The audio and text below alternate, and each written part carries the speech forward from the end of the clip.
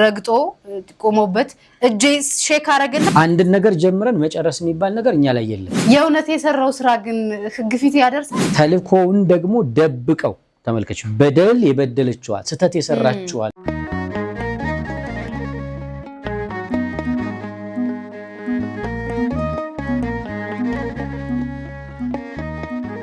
ሰላም ጤና ይስጥልኝ ውድ የቤተ ማርያም ሚዲያ ቤተሰቦች እንዴት ናችሁ? ዛሬ ቃል በቃል ፕሮግራማችን በአንድ ወቅታዊ ጉዳይ ላይ ልናወራ ከዮኒ ጋር ስቱዲዮ ተገናኝተናል። ዮኒዬ እንዴት ነህ? እግዚአብሔር የተመሰገነ ይሁን። ሰላም ነው? ተመስገናለን በቸርነቱ ሁሉ ሸጋ።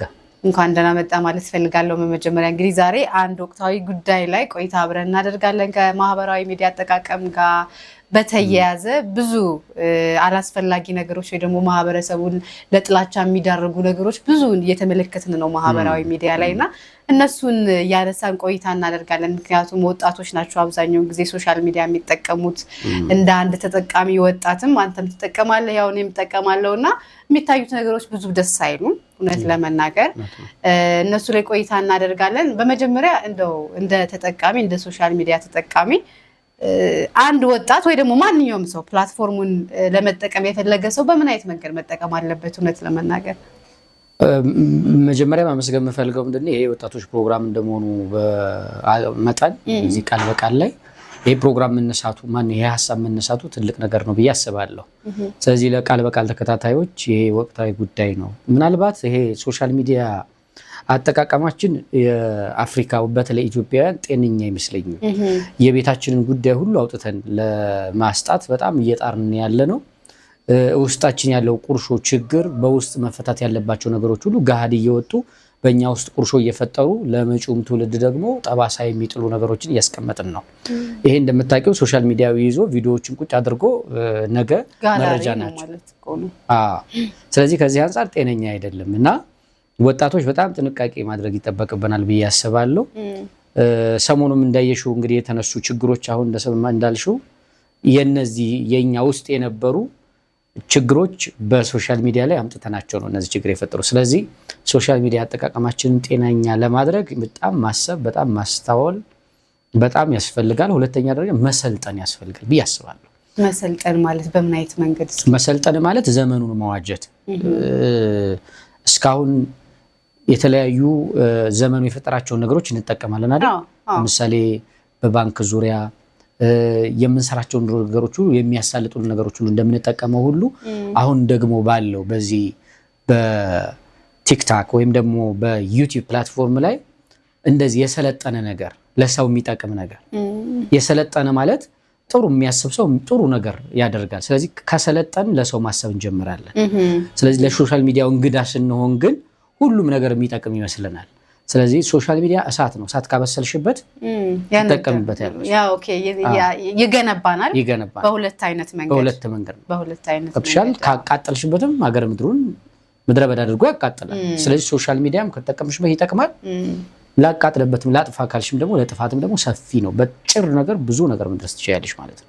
ያው ልክም ነው። አሁን ለምሳሌ ፕላትፎርሙን ከመጠቀማችን መጀመሪያ ምን አይነት ነገሮችን ጋይድላይኑን ምናነባ አይመስለኝም ብዙ ጊዜ እውነት ለመናገር ብዙ ሰው ልክ እንደመጣ ይታወቃል ላይክ እንጠቀመዋለን። ከዛም በኋላ ግን ምን አይነት ኮሚኒቲ ጋይድላይኖች እንዳሉ ምናቃ አይመስለኝም። ለዛ ይመስለኛል ብዙዎቻችን በጣም ስህተት የምንሰራው። አዎ ያ እንኳን ባይሆን ለምሳሌ አሁን ብዙዎቹ የቪዲዮ ናቸው እነዚህ ፕላትፎርሞች አሁን ላይ የቲክቶክ የዩቲዩብ ቪዲዮዎች ናቸው። ቢያንስ መስማት መቻል ከሰማን ሼር የምናደርገውንና የማናደርገውን ለይተን ማወቅ የሆነ ክፉ ኔጌቲቭ ከሆነ ሼር ባናደርግ ኮሜንት ባናደርግ ላይክ ባናደርግ ባናበረታታ እኮ እንዲህ ክፉ የሚሰሩ ሰዎች እኮ ይጠፋሉ። ቪው ካላገኙ እኮ አይመጡ። በጎ ነገሮች ሼር ከተደረጉ ለበጎ ነገሮች ትኩረት ከሰጠን ሰው በጎ ነገር እያደረገ ቪው የሚያገኝበትን እየሰራ ይመጣል።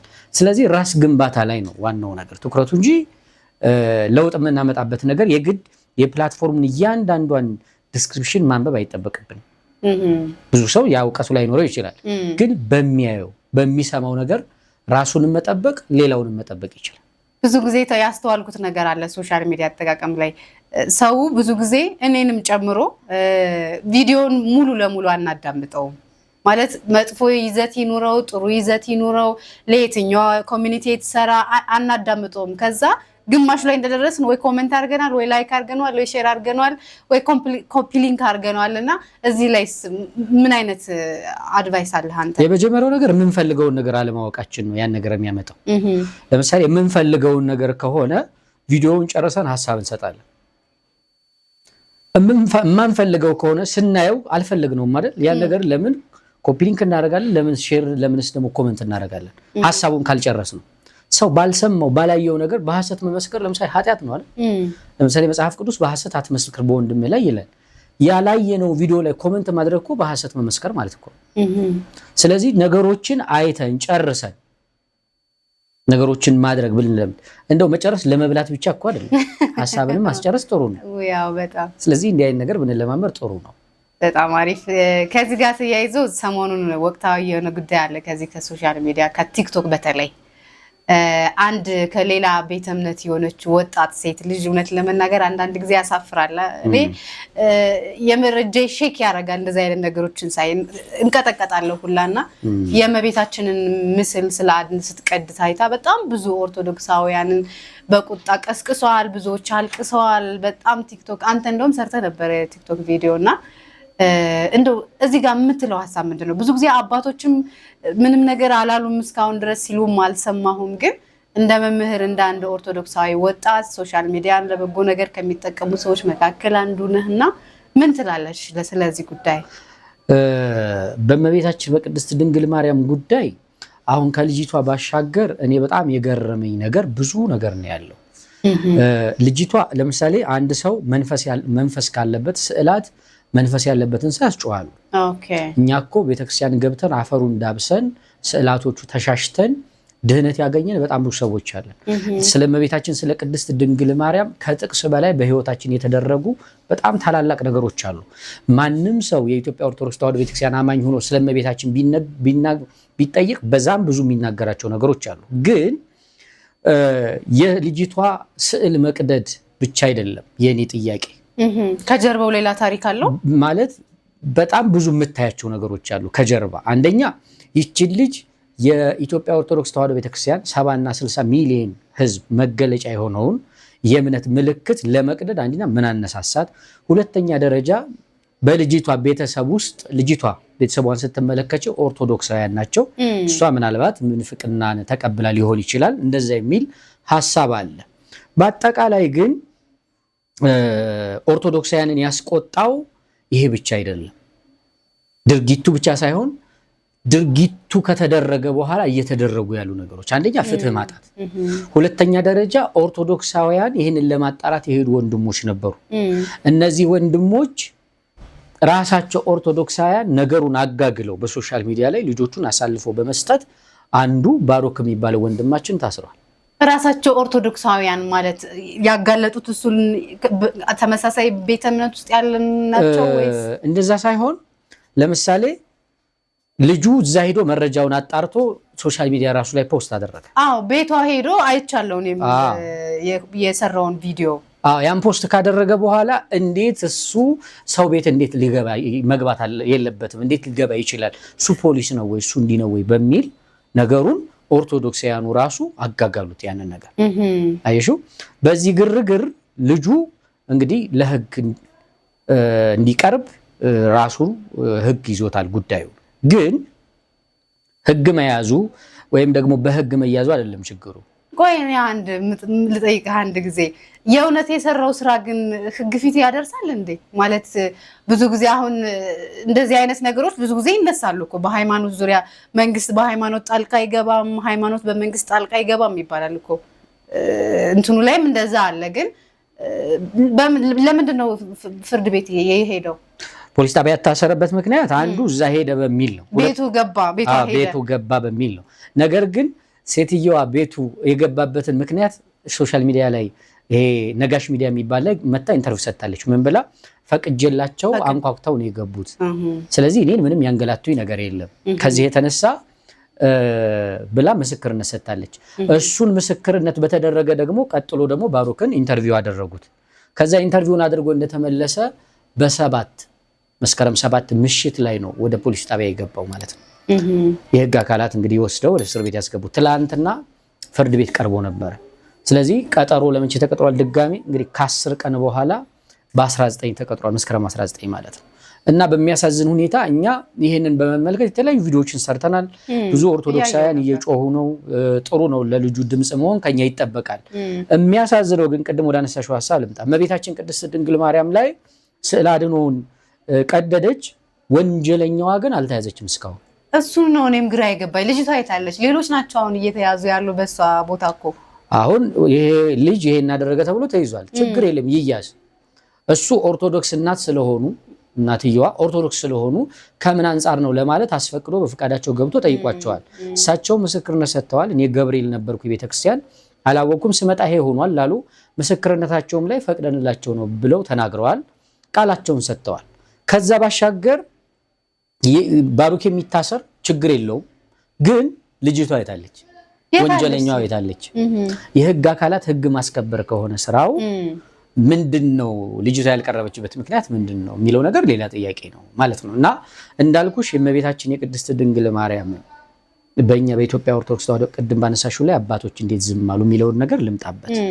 አንደኛ በብሉይ ኪዳን ኪሩብ የሚባል አለ። በቃል ኪዳኑ ታቦት ላይ በሚናደፍ አውራ ዶሮ መልክ የኪሩቤልን ምስል ስራ ብሎ ለዳዊት መጽሐፍ ቅዱስ ላይ እግዚአብሔር ለሙሴ ነግሮታል። ሙሴ ያንን አድርጓል።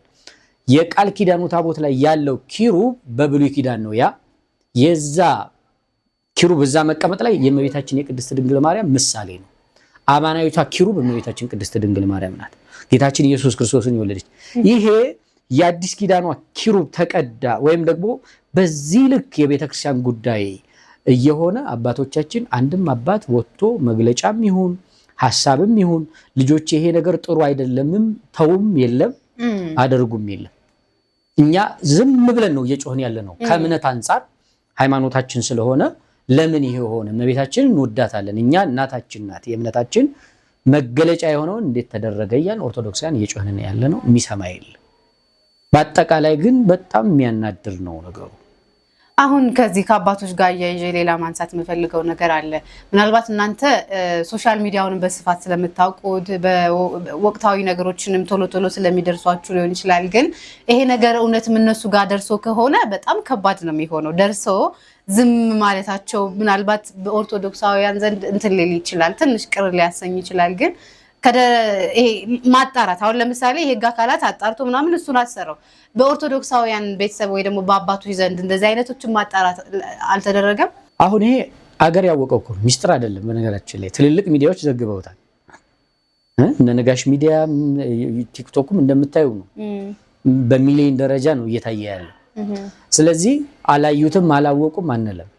ምክንያቱም ቤተክርስቲያኗ ሚዲያዎች አሏት እኮ እንደ ኦቲሲ እንደ ማህበረ ቅዱሳን ተዋህዶ የተለያዩ ፌስቡኮችም አሉ። ፌስቡክ ላይ እንኳን በተዋህዶ ፌስቡክ ላይ እንኳን መዘገብ ይቻላል፣ ሌላው ቢቀር እና ነገሩን ከምን አንፃር እንዳዩት አይታወቅም። ሌላው ነገር ምንድነው?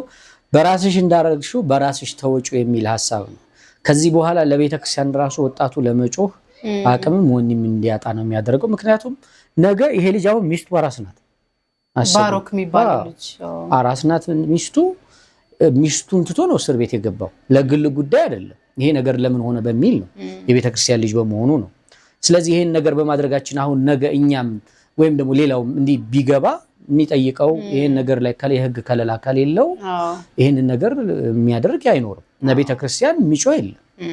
ስለዚህ የሆነ በሆነ ቁጥር አስቸጋሪ ነው። አባቶቻችን ባለፈው ጥቁር አስለበሱ ነው እንበራቸው ነገሩ ሲመጣ ማለት ነው። ጥቁር ለበስን፣ አለቀስን፣ በሻሸመኔ በተለያየ ጉዳይ በጥይት ብዙ የኦርቶዶክሳውያን ወጣቶች ተቆልተዋል። ብዙ ደረጃ ደርሶባቸዋል። የሞቱ አሉ። አሁን አካለ ጎደሎ የሆኑ አሉ። በዚህ ወደ አየር ጤና ወደ ሰበት አካባቢ ያሉ ልጆች በሰዓቱ ብዙ ነገር። ስለዚህ ለዚህ ነገር ብቻ የምንፈለግ ከሆነ እያለ ወጣቱ አሁን ተቃውሞን ሁሉ እያሰማ ነው ያለው። ይከብዳል እውነት ለመናገር። ቅድም በመሀል ላይ ልጅቷ የኦርቶዶክስ ተዋህዶ እምነት ተከታይ ቤተሰብ ናት፣ እሷ ግን የሌላ ቤተ እምነት ተከታይ ናት እያለን ነበር። እና ምናልባት ወላጆች በዚህ ልክ የተራራቁበት ከልጆቻቸው ጋር ምን አሁን አስበው እሷ የሌላ ቤተ እምነት ተከታይ ናት።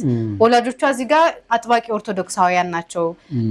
ባሮክ ሰራው ቪዲዮ ላይ እንዳየሁት ከሆነ የማርያም ስዕሎች ምናምን ስላድኖች አሉ ቤት ውስጥ እና አንዳንድ ጊዜ እንደዚህ አይነት ብልሹ አሰራሮች ይሄ መቼም ብልሹ ነው ሊባል የሚችለው እውነት ነው መናገር እና ሲፈጸሙ ምናልባትም መነሻችን ይሄ ያደግንበት መሰረቱ ይመስለኛል። ወላጆች ለልጆቻቸው ምን ያህል ቅርብ ናቸው። በሃይማኖት ደረጃ መለያየት እኔ ቀላል ነገር አይመስለኝም። ዮኒ አንተ ልጄ ነው ብለህ የምታሳድገው ልጅ ልጅቷ እናቴ ናት ብላ የያዘቻት ልጅና አይደለም በሃይማኖት በእያንዳንዱ በምንበላው ነገር እንኳን የሆነ ትስስር አለን። ሃይማኖት ደግሞ በጣም ትልቅ ቁም ነገር ያለው ህይወትን ማሳለፍ የምትሰጥበት ነገር ነው። ግፋ ይሄ ከፋ ከተባለ እና በዚህ ልክ እሷ የሌላ እምነት ቤተሰቦቿ የሌላ እምነት የሚኖሩት በአንድ ቤት ውስጥ የሆነበት አንዳንድ ምንድነው ምክንያቱ እንደው እንደ ወጣትም ብቻ ሐሳብ እንድትነግረኝ ይፈልጋል። አሁን እንግዲህ ምንድነው ይሄ እንዳንድ የሃይማኖት አስተማሪ እንደዚህ አይነት ነገሮች እንዴት ነው ሊፈጠሩ የሚችሉት እንደዚህ አይስ ሊሆን የቻለበት ምክንያት ምንድነው የሚለው ነገር በጣም ወቅታዊ አንገብጋቢን ጉዳይ ነው። በብዙዎች ውስጥ የምናየው ነገር ነው። አንደኛ የለመርነው ነገር የሃይማኖት መቻቻል የሚባል ነገር አለ። ይህ አስተምህሮት ትክክል አይደለም። በሃይማኖት ውስጥ መቻቻል ማለት ሃይማኖትን አመቻችቶ አንድ ላይ አንድ ቤት ወይም ደግሞ ባልና ሚስት ሆኖ የተለያየ እምነት ኑሯቸው እናትና ልጅ ሆኖ የተለያየ እምነት ኑሯቸው የሚል ሐሳብ እንዲኖረው አድርጓል። ይሄ ስህተት ነው። በሃይማኖት ውስጥ መቻቻል ማለት አንዱ አንዱን አክብሮ እንዲኖር እንጂ መከባበር መቻቻል በሃይማኖት ውስጥ እናትና ልጅ በእንደዚህ አይነት ሁኔታ እንዲቀጥሉ አንደኛ የዚች የኦርቶዶክሳዊ እናት የንስሐ አባት መጠየቅ አለባቸው። ይሄንን ጉዳይ ልጅቷ ዩኒቨርሲቲ ደረጃ ደረሰች፣ ከዩኒቨርሲቲ ወጣች፣ ስራ ያላት ናት። እናትየዋ ሲናገሩ እንደሰማ ነው። ሁለተኛ ደረጃ የህመምም አለባት የሚል ሐሳብ ተናግረዋል። እንግዲህ መላምትም ሊሆን ይችላል። ግን እንዲህ አይነት ነገሮች እንዲፈጠሩ ያደረገው አንደኛ ብዙ ኦርቶዶክሳውያን በእምነታቸው ጠንካራ አይደሉም። ይሄ ታወቀ ነው። አጥብቀን መስራት አለብን እዚህ ላይ እና አጥብቀን ባለ መስራት እንዲህ አይነት ነገሮች ይፈጠራሉ። ስለዚህ ልጁ ወይ ልጅቷ እንዲህ አይነት በመንፍቅና የሚኖሩ አሉ። አንድ ቤት ይኖሩና መበጣበጥ ሁሉ ይፈጠራል። ብዙ የሚያማክሩን ሰዎች አሉ ልጆቻችን እንዲሁ ነው ምናምን። ስለዚህ እኛ መምህራንም ወርደን ባለ መስራታችን የተፈጠረ ችግር ነው ይሄ። ሁለተኛ ደረጃ የንስሐ አባቶች ልጆቻቸውን እረኞቹ በጎቻቸውን በትክክል የማወቅና በጎቻችን ላይ ያለውን ችግር ለመፍታት ቅርብ አለመሆን በአባትና በልጅ ያለው ክፍተት ነው ይሄ። ስለዚህ የእናቲቱ ብቻ ችግር አይደለም፣ የቀሳውስትም ችግር ነው ይሄ። ምክንያቱም ያቺ እናት የንስሐ አባት ይኖራቸዋል ብዬ አስባለሁ። አንደኛ ትልቅ ሰው ናቸው። ስለዚህ የንስሐ አባቶች የልጆቻቸውንም ጉዳይ የቤተሰቡን ጉዳይ ይጠይቃል። ይሄ የምናውቀው ነው፣ አስተምሮቱም ነው። ስለዚህ ልጆቹ ጋር ችግር ከተፈጠረ መምከር ማስተማር፣ ካልሆነ ግን ነገሩን ለይቶ በትክክል እንዲታይ ማድረጉ በጣም አስፈላጊ ይሆናል። አልበለዚያ ግን በጣም እንደዚህ አይነት ችግር ይፈጥራል ማለት ነው። እንዴ በጣም እውነት ለመናገር በጣም በቃ አንዳንድ ጊዜ አስተዳደግ የሚባል ነገር አለ። በጥሩ መንገድ ካደግ የትኛውም ደረጃ ላይ ብትሆን የትኛውም ቦታ ላይ ብትቀመጥ እንደዚህ አይደል ለሚሊዮን አሁን ቲክቶክ ወይ ደግሞ ሶሻል ሚዲያ የትኛው ማህበረሰብ እንደሚመለከተው አታውቅም፣ የትኛው ሰው ጋር እንደሚደርስ አታውቅም። ግን የምትሰራው ስራ በዚህ ልክ ሊሆን አይችልም ብዬ ነው ማስበው እንደ ሴት ወይ ደግሞ እንደ ወጣትም ስናስበውና ምናልባት አባቶች ጋርም ክፍተት ሊኖር ይችላል፣ መምህራኖች ጋርም ክፍተት ሊሆን ይችላል። እኔ ዋናው ብዬ ማስበው ግን ቤተሰቦች ጋር እዛው እናትና አባቶች ጋር እንዴት ነው ልጆቻቸውን ደብሎፕ ያደረጓቸው? አንድ ኦርቶዶክሳዊ እናት ወይ ደግሞ አንድ ኦርቶዶክሳዊ አባት ልጁን በምን አይነት መንገድ ነው የገነባት? ምክንያቱም አሁን እስከ 12ኛ ክፍል እያለ ቤት ውስጥ ነህ፣ የትም አትሄድም። ልጅቷ ምናልባት ዩኒቨርሲቲ ከገባች ዩኒቨርሲቲ ማለት ትልቁን በህይወት ነፃነት የምታገኝበት ነው። ምንም ነገር ብትሰራ ፋሚሊ ማለት ዛትማችን በጣም ሰኪውርድ ነህ። ራስሽ ነው ሪስክ የምትወስጂው። በቃ ኤቭሪቲንግ የማድረግ አቅሙ አለ። አቅሙ ኢን ሴንስ ምናልባት ይሄ የሚመጣው ግን ይሄ ወላጆችን ከመናቅ ይሄ አላማ ቢስ ከመሆን ነው እንጂ የትኛውን ቦታ ላይ ብትሆን ያደክበትን ነገር ረግጠህ ይሄ ቤተሰቦች ያወረሱህ ቁም ነገር አለ ባህሪ እሱን ረግጠህ ሌላ የሚረገጥ ቦታ ላይ ልትሄድ አትችልም። ስለዚህ እኔ የሚገልጸው ምንድነው ልጅቷ ምናልባት ዩኒቨርሲቲ ገብታ ከሆነ ከቤተሰቦቿ ኦልሬዲ እንትን ብላለች፣ ተለያይታለች። ስለዚህ እሱ ይሄ ወደዚህ ድርጊት የመግባቷ ምክንያት ምናልባት እዛ ውስጥ ዩኒቨርሲቲ ውስጥ መገኘቷ ነው ብዬ ነው የማስበው። ምክንያቱም ከገቡ በኋላ ይሄ ምንም ጥያቄ የለውም ብዙ ልጆች ሃይማኖታቸውን ይቀይራሉ፣ ብዙ ሴቶች ይፈታሉ። እኔ ይቻቃለሁ ዩኒቨርሲቲ ማልፈይበት ስለመጣው ብዙ ሴቶች ብዙ ሰዎች የሌላቸውን ባህሪ አምጥተው ነው እንደገና እንደው ይገርምሃል ሁላ አንዳንድ ጊዜ እንደዚህ ነበሩ እንደ ምናምን ትላለህ። በሃይማኖታቸውም ትተውት ሌላ ጋር ረግጠዋል። እና ቤተሰቦች ዛትማች ክፍተት ባይፈጥሩ ልጆቻቸውን እስከ መጨረሻው ድረስ አግብተው እንኳን ራሱ መከታተል አለባቸው ብዬ አስባለሁኝና ከወላጆች ጋር ያላቸውን ኮኔክሽን በምን አይነት ማዳበር ይሄ ወላጆች ከልጆቻቸው ጋር ያላቸውን መስተጋብር ሃይማኖታዊ በሆነ መንገድ እንዴት ነው መገንባት ያለባቸው? ቀድም እንዳልኩሽ ነው የመጀመሪያው ነገር። አሁን አንቺ በቤተሰብ ውስጥ ስታድጊ እናት አባትሽ የሚያደርጉት ነገር አለ። ቤተሰብ ራሱን የቻለ አንድ መሰረት ነው። አሁን ቤተክርስቲያን ስታስተምር ቤተሰብ አንዱ ምንድነው የምትለው? ተቋም ነው የምትለው፣ ሀገር ነው የምትለው። ሀገር የሚበቅለው አንድ ቤተሰብ ውስጥ ነው። ገብቶሻል? መጀመሪያ ቤተሰቡ ጤነኛ ከሆነ ያው መቼም አንቺ እንክርዳድ ማን ነው ስንዴ ዘርተሽ እንክርዳድ አታጭጂም፣ የዘራሽውን ነው የምታጭጂው። ስለዚህ ቤተሰብ የመጀመሪያው መሰረት ቀደም እንዳልሽው መስራት አለበት። እስከ መቼ ድረስ ነው ያንን መስራት ያለበት የሚባለው? ቢያንስ ኃላፊነት ስሜት እስከሚሰማው ድረስ ያንን ልጁን ማድረግ ያስፈልጋል። እንደው ጋብቻ ራሱ አሁን ለምሳሌ ፈጽመው ከወጡ በኋላ እናቶች ልጆቻቸውን ይመክራሉ። መምከር እንኳን ባይችሉ ክትትል እንዲያደርጉ የሚመክሩ አባቶችን ያስመክራሉ። ይሄን እናውቃለን። ግን በአጠቃላይ ቅድም እንዳልሽው አንድ ሐሳብ ያነሳሽው እዚህ ላይ ሶሻል ሚዲያ ላይ የምንጠቀማት ነገር ልጅቷ ያንን ነገር እንደ ቀላል አይታው ይሁን ተልኮ ተቀብላ ይሁን ገብቶሻል አይደል? ገንዘብ ወጣትነት ገንዘብ ያታልላል። ገብቶሻል? ብዙ ሰዎች ተጠቅመውባት ሊሆን ይችላል።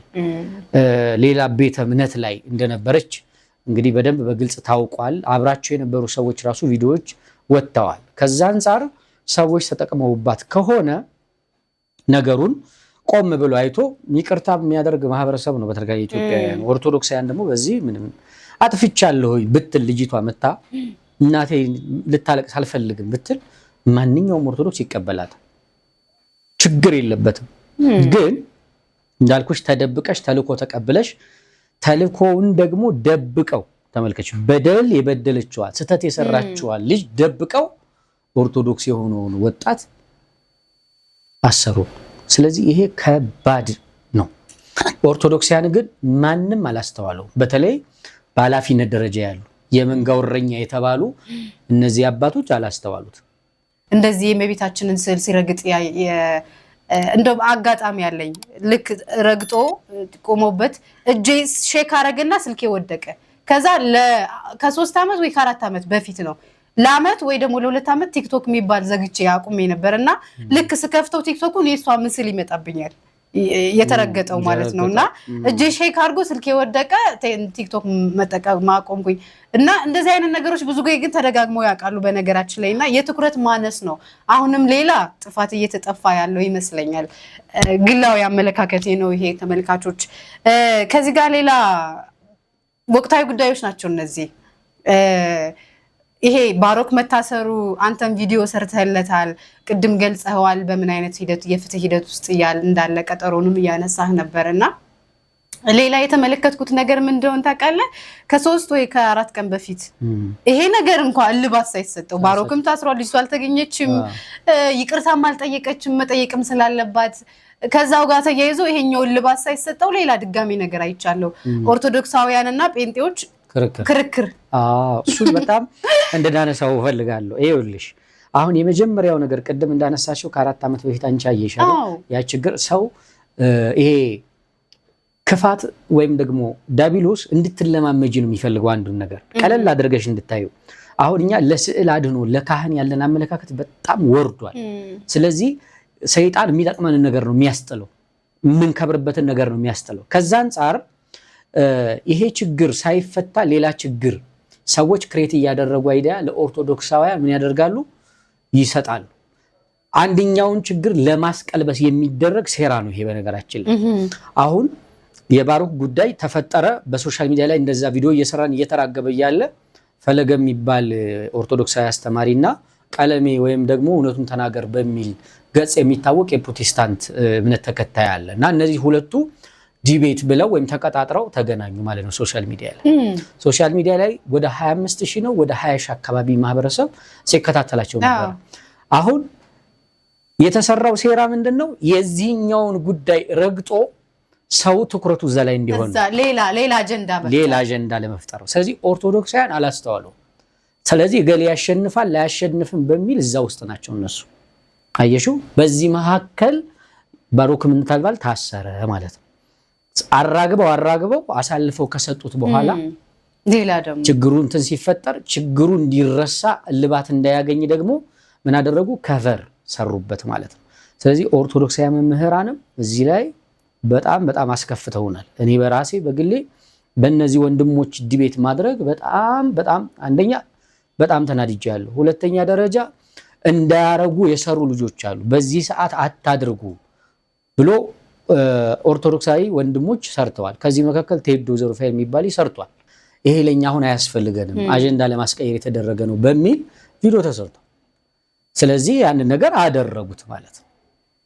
እና ኦርቶዶክሳዊ ቅድም ያልሽው ሶሻል ሚዲያ አጠቃቀማችን ችግር ያለበት ከዚህ ነው የሚጀምረው። አንድ ነገር ጀምረን መጨረስ የሚባል ነገር እኛ ላይ የለም። ችግር ሲፈጠር እንጮሃለን፣ ለሳምንት ነው እንጮሃለን። ችግሩን ልባት ሳያገኝ እኛ ሌላ ነገር ውስጥ ነን።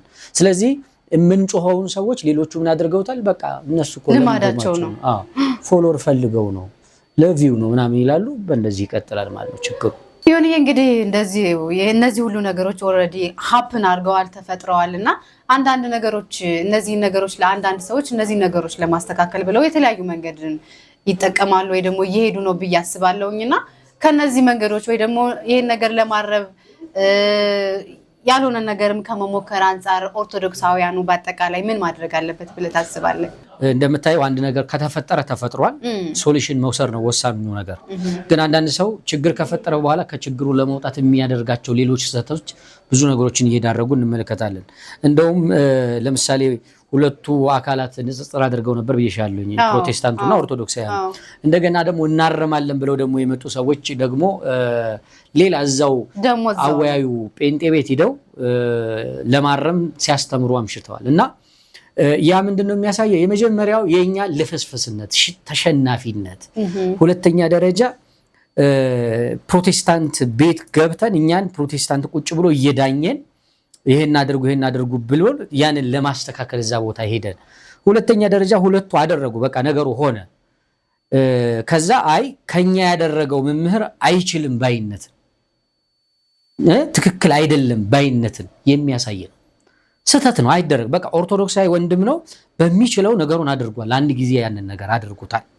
ካደረገው በኋላ እኛ እናስተካክላለን፣ እኛ እናረማለን፣ ኦርቶዶክሳዊ ያስተምሩት እንዲህ አይደለም ብሎ እንደገና ደግሞ ኦርቶዶክሱ ሌላ ነገር ውስጥ መፍጠር፣ ልጁም ላይ ሌላ ሳይኮሎጂካሊ ልጁን ጽንፈኛ ማድረግ ነው። እሱንም የሚከታተሉ በጣም ብዙ ሰዎች አሉ። እሱን ለምሳሌ ያንን ንጽጽር በሚያደርግበት ጊዜ 25-20 ሺህ ሰዎች ይከታተሉ ነበር። ኦኬ። ስለዚህ አንድ ሰውን አይደለም ማሰብ ያለብን። ብዙ ጊዜ ኦርቶዶክስ ስንሆን እንደ ተቋም ማሰብ አለብን። እንደ ኦርቶዶክስ ነው ማሰብ ያለብን። እኔ አንቺን አንድ ኦርቶዶክስ ስነካ በቲጂ ጀርባ በጣም ብዙ አንቺን የሚወዱ ኦርቶዶክሳውያን አሉ። ስለዚህ ማሰብ አለብን ብዙ ጊዜ። እና ቤተክርስቲያን እኮ የሚባሉት የክርስቲያኖች ስብስብ ነው። ስለዚህ ትልቋን ተቋም በቃ አንድ ጊዜ ሆነ ወንድማችንን በውስጥ መስመር በቃ እንዲህ አታድርግ እያልን ማድረግ ስህተት ነው። በቃ ይሄን አጥቃቶ ብሎ ነገሩን ሸፍኖ ወንድምን በውስጥ መክሮ ነገሩን መጨረስ። ሌላ ጥፋት አይሹ ልጁ ንጽጽር ማድረግ አልነበረበትም፣ አደረገ። ካደረገ በኋላም እንኳን እነሱ ደግሞ ይሄኛውን ለማረም ኦርቶዶክሳውያኖች አንድ አይደሉም የሚል እሳቤ እንዲታይ አድርገውታል። አመሰግናለሁ ዮኒዬ፣ እንግዲህ ለሰጠኸኝ ማብራሪያ ለነበረን ቆይታ እጅግ አድርጌ ነው የማመሰግነው። ውድ ተመልካቾች የዛሬ የቃል በቃል ፕሮግራማችን በሶሻል ሚዲያ አጠቃቀም እንዲሁም በወቅታዊ ጉዳዮች ላይ የነበረን ቆይታ ይሄንን ይመስላል። እንግዲህ ዮናስም እንዳለው ወደፊት የኦርቶዶክሳዊ ወጣቶች ጉባኤ በቤተ ማርያም ሚዲያ የሚዘጋጃል እያለ ነበረ። በጉጉት እሱን እንጠብቃለን። ይሁንዬ ለዛሬው የነበረኝ ጥያቄዎች እነዚህ ነበሩ። እንግዲህ እጅግ አድርጌ ድጋሚ አመሰግናለሁ። ውድ ቤተሰቦች እስከ ቀጣይ በሌላ አጀንዳ በሌላ ርዕሰ ጉዳይ እስከምንገናኝ ሰላማችሁ ይብዛ። አምላክ እግዚአብሔር ኢትዮጵያን ጨርሶ ይባርክ። ወዳችኋለሁ። ቻው